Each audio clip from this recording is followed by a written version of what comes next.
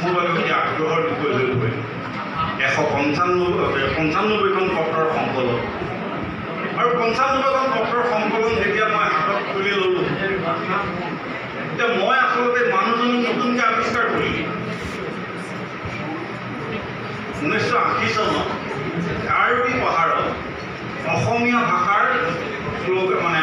signboard লিখিব নোৱাৰিব এই বুলি এটা ফটোৱা জাৰি কৰা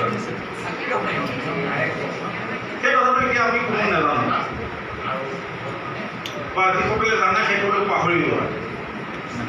কিন্তু সেই সময়ত সেই কথাটো কোৱা হৈছিল যে অসমীয়া ভাষাত কাৰ্বি পাহাৰত কোনেও চাইনবোৰ্ড দিব নোৱাৰিব ক'ৰবাত চাইনবোৰ্ডবিলাকত ক'লা ৰং সানি দিয়া হৈছিল আৰু আপোনালোক যিসকলে সেই তাৰ পিছত ধ্ৰুৱজ্যোতি বৰাৰ আজিৰ সময়ত আলোচনীখন পঢ়াৰ মনত আছে তাত সেই প্ৰতিবেদনো প্ৰকাশ পাইছে যা হওক সেই সময়টো তেখেতৰ এখন পত্ৰই লিখিলে তেখেতে কাৰ্বি বন্ধুসকলক উদ্দেশ্য কৰি এখন পত্ৰ লিখিছিল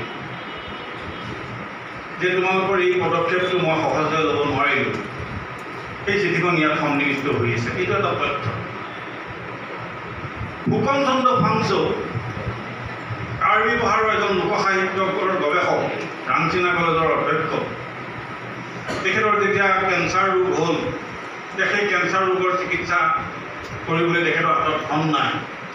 আৰু সেই সময়ত তেখেতে এখন পত্ৰ লিখিছে যে দেউতা ডাঙৰীয়াসকলে ধাবাত বহি পেলাই 50-60 হাজাৰ টকাৰ ভোজ ভাত খাব পাৰে কিন্তু ফুকন চন্দ্ৰ ফাংচোৰ দৰে বৰেণ্য গৱেষকৰ চিকিৎসাৰ বাবে মাত্ৰ 10,000 টকাহে পকায় এই পত্ৰ বিচিত্ৰত সেয়া সন্নিৱিষ্ট হৈ আছে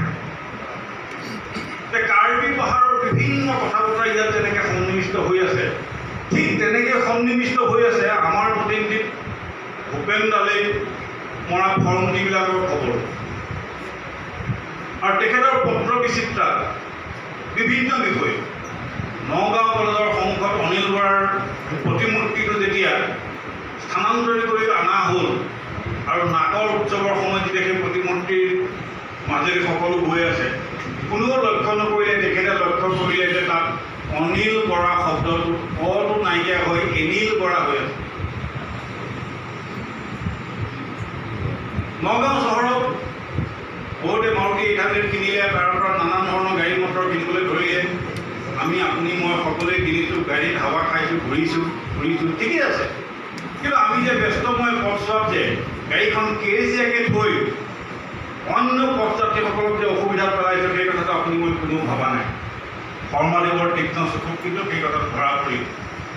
আৰু তেখেতে পাৰ্কিংটো ঠিক কৰিবৰ বাবে তেতিয়া ৰাজহুৱাকৈ চিঠি লিখিলে শ্বহীদ ভৱন নগাঁৱৰ আটাইতকৈ সম্ভ্ৰান্ত এটা অনুষ্ঠান অন্যতম শ্বহীদ ভৱনৰ লগত শ্বহীদসকলৰ স্মৃতি আছে সেই শ্বহীদ ভৱনত যেতিয়া বহিৰাগত বেপাৰীয়ে শাৰী জোতা চেণ্ডেলৰ ব্যৱসায় কৰে আমাৰ গাত কোনো লগা